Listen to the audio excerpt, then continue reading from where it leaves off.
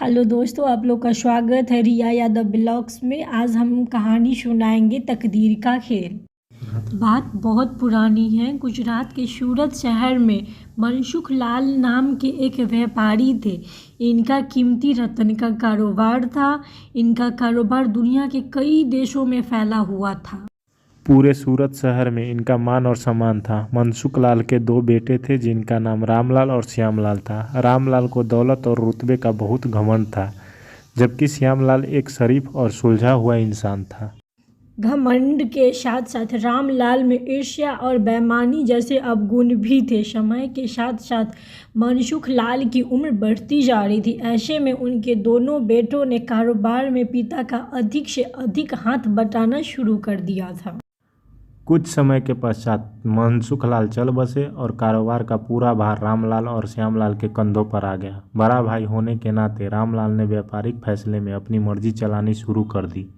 रामलाल बेईमानी और मक्कारी भरे फैसले लेने लगे। असली रतन के नाम पर वह नकली रतन का व्यापार करने लगा, जिससे उसका मुनाफा बढ़ने लगा। इस मुनाफे से उसकी बाकी बचा चरित्र भी काला हो गया। दौलत के घमंड में वह परिवार में उन्मादी जैसा व्यवहार करने लगा। दूसरी तरफ शरीफ और सुलझे हुए श्यामलाल को शुरू में रामलाल की बेईमानी का इल्म तो नहीं हुआ, परंतु जब उसने उसके व्यवहार में परिवर्तन देखा तो पूरे माजरे को समझने में उसे ज़्यादा देर नहीं लगी। रामलाल की करतूतों से श्यामलाल को बड़ा दुख हुआ। उसने रामलाल को समझाने और सही रास्ते पर लाने की कोशिश भी की, परंतु वह नाकाम रहा। उल्टे रामलाल श्यामलाल से खफा हो गया और व्यापार में बंटवारे का बहाना ढूंढने लगा। बंटवारे में भी उसने बेईमानी की साजिश रची, घर में कलह का माहौल पैदा किया। अंततः रामलाल अपनी साजिश में सफल रहा और श्यामलाल के हिस्से के व्यापार पर भी वह कब्जा कर बैठा। रामलाल के व्यवहार से दुखी होकर के श्यामलाल ने शहर में दूसरे जगह अपना ठिकाना बनाया और रतन के अपने व्यापार को नए सिरे से शुरू किया। ईमानदारी की नींव पर शुरू हुआ श्यामलाल का व्यापार जल्द ही चल निकला।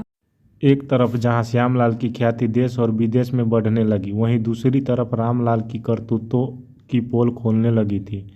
नकली रत्न के व्यापार के कारण रत्न बाजार में रामलाल की साख को जोरदार धक्का लगा और उसके व्यापार का दायरा सिमटने लगा। अंततः नौबत यहाँ तक आ गई कि बाहर के अपने शहर का भी कोई व्यापारी रामलाल का नाम लेने से भी तौबा करने लगा। अब तो नौबत यहाँ तक आ गई कि रामलाल को धन के अभाव में अपना घर, दुकान, सामान तक बेचना पड़ रहा था। जल्दी ही रामलाल के हाथ से सब कुछ निकल गया और वह परिवार सहित सड़क पर आ गया। अब रामलाल को अपने किए पर पछतावा हो रहा था, परंतु उसकी तकदीर ने जो खेल खेल दिया था उससे आसानी से पीछे छुड़ाना उसके लिए संभव नहीं था। दूसरी तरफ श्यामलाल की तकदीर का खेल था, जिसकी बदौलत वह रंग से राजा बन गया था। जब रामलाल की बदहाली की खबर श्यामलाल को लगी तो उसे बड़ा दुख हुआ। पुरानी बातों को भूलकर वह भागा अपने बड़े भाई रामलाल का पास पहुंचा और रामलाल के लाख मना करने के बाद भी उसके परिवार सहित अपने पास ले आया। यह भी तकदीर का ही खेल था। जिस भाई के साथ रामलाल ने बदसलूकी कर उसे सड़क पर पहुंचा दिया था, वही भाई आज उसे सड़क से उठाकर अपने घर में ले आया था।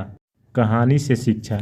Moral of the story. इस कहानी से यह शिक्षा मिलती है कि तकदीर कब किसके साथ क्या खेल खेल दे, इसका अंदाज़ा कोई नहीं लगा सकता।